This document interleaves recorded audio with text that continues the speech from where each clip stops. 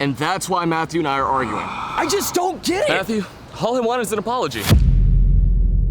What's up, y'all? I'm Andrew McKenna, and if you were watching this video, I'm guessing you were here for one reason, and that is to figure out why me and my brother are arguing. Unfortunately, it is a bit of a complicated story, and I've told you guys some stuff on TikTok, but in today's video, we're gonna be going over the entire story, so stick around, and by the end of it, you will know. Also, I'm not saying that you should pick my side by any means, but by the end of the video, if you are not convinced that I am in the right, then I have done something wrong. Now let's get into it. So now that I have you here, let me take it back to the very beginning on why me and my brother are beefing. And believe it or not, it didn't start with the race to 500K. This has been brewing for a long time, and I think the 500K race is what really pushed it over the edge. Here's the thing. Matthew and I, as you guys now officially know, are twins. And with being twins, we have been compared our entire lives. And that's okay. We've always had these different things that we like to do, and different friend groups, and different people that we hung out with, and it didn't matter. The one thing that we did have in common is TikTok. Here's the thing about TikTok though. Matthew only got into it because of me. Let's take a walk, because I'm about to reveal some information that has never been told on the internet about the story of the McKenna Twins.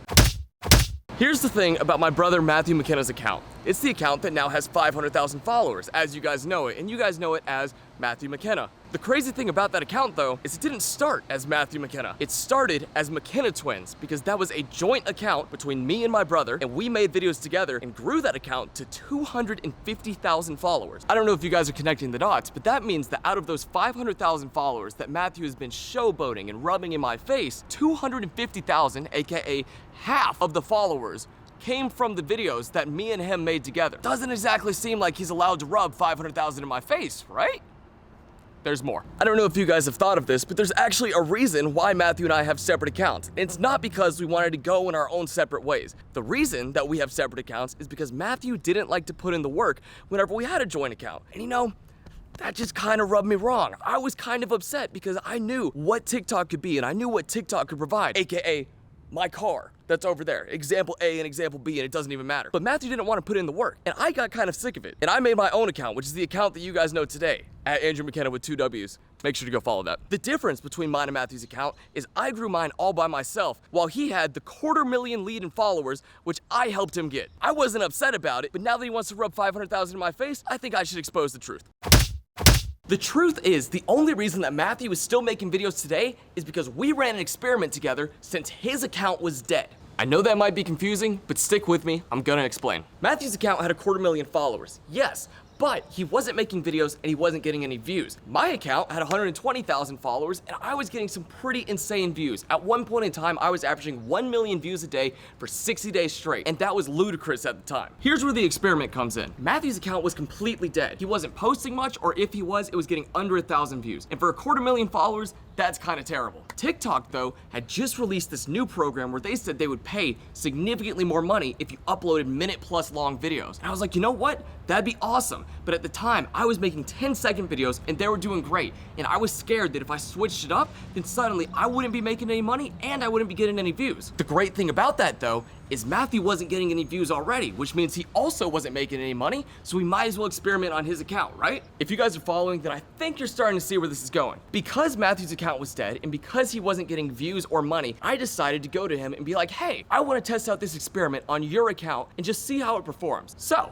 Matthew and I made our first ever minute-long video on his account where I didn't even perform in the video. The first one sucked, the second one sucked, but the third one hit 7 million views, and we made some astronomical amounts of money, which we had never seen before, just by experimenting with this new program. And that is the motivation which allowed Matthew to continue making videos instead of giving up before going to college. Now keep in mind, all of this is context to the end of the story wherever we have the 500,000 follower race. And it really is important. So if you guys are dozing away, then make sure to lock in, and I'm gonna tell you how it all wraps together at the very end. Anyways, let's continue. Now we can skip forward about 2 years to right before the race to 500,000 followers. Not a lot happened during this time, but I did grow my account from 120,000 followers to right around 400,000 followers. Matthew, on the other hand, grew his account from 240,000 followers to, again, right under 400,000 followers. The only thing that's really notable about this feat is if you check both mine and Matthew's videos, you'll notice that there's quite a few that kind of overlap. And all I'm gonna say is if you check the dates, I put out mine first, and he made very similar videos second, and I'm not saying that he copied me, but if the shoe fits. Anyways, it is now Christmas break, and I figured that since me and Matthew were so close to each other, I think we were within 10,000 followers, we should have a race to 500,000 followers. Because who doesn't like a race, right? I'm not sure if you guys were aware, but this race to 500,000 followers has been going on for quite a while. And all I'm gonna say is it worked like crazy. Clearly, because Matthew's now over 500,000 followers, and that's kind of what we're arguing about. But it's fine, it's fine. The race to 500,000 followers took off. But the thing is, behind the camera, I was the one orchestrating all of it. And I don't want to take credit away from Matthew because he genuinely was a good sport and performed everything the way that I needed it to be performed. But realistically, I don't know what he was doing. I was telling Matthew what to say, what to do, what camera angles to use, and most importantly, I was telling him which challenge to impose on himself so he could get more followers. Believe it or not, the Milk Mile was not a new concept that we decided to impose on our videos back in May. We actually originally talked about it in February in one of my videos. The reason that I am so upset at Matthew is because I believe in credit where credit is due. For example, I will give him credit for growing the account from 240,000 followers up to 400,000. That's impressive. Did he use some of my videos? Maybe. I'm not gonna lie, I probably used some of his, but he did grow that by himself. Can I give him credit for the 240,000 followers? Partially.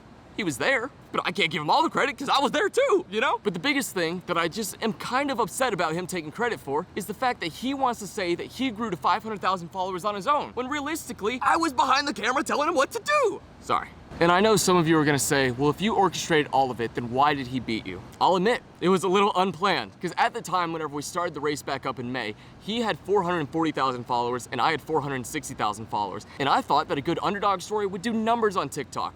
And I was right. Unfortunately though, even though I gained 20,000 followers and now I'm sitting around 480,000, Matthew gained 70,000 in 3 days. And that was a little bit unaccounted for. I'm not gonna lie. I'll also give him credit because he ran the Milk Mile. I might have told him that the Milk Mile was a good idea, but he ran it, he did it first, and I kind of copied him by also doing the Milk Mile for my punishment. That doesn't change the fact though, that I don't think he should be taking credit for all that. Anyways, to wrap everything up, I'm just a little upset because Matthew wanted to take credit for something that I put some hard work into, and I don't think he necessarily deserves to take credit for. I am very happy that he hit 500,000 followers. It is an insane accomplishment. But come on, Matt. I'm talking to only you right now. Just tell the people the truth. That's all I want. Well, that's my side of the story. I hope it convinced you guys, and even if it didn't, I don't know. Maybe you're just wrong. Anyways, I'm gonna be making a lot more content on here, so if you guys wanna see something like that, then make sure to hit the subscribe button, make sure to hit like, leave a comment on who you think is right in this situation, and I will see you guys later. Peace out.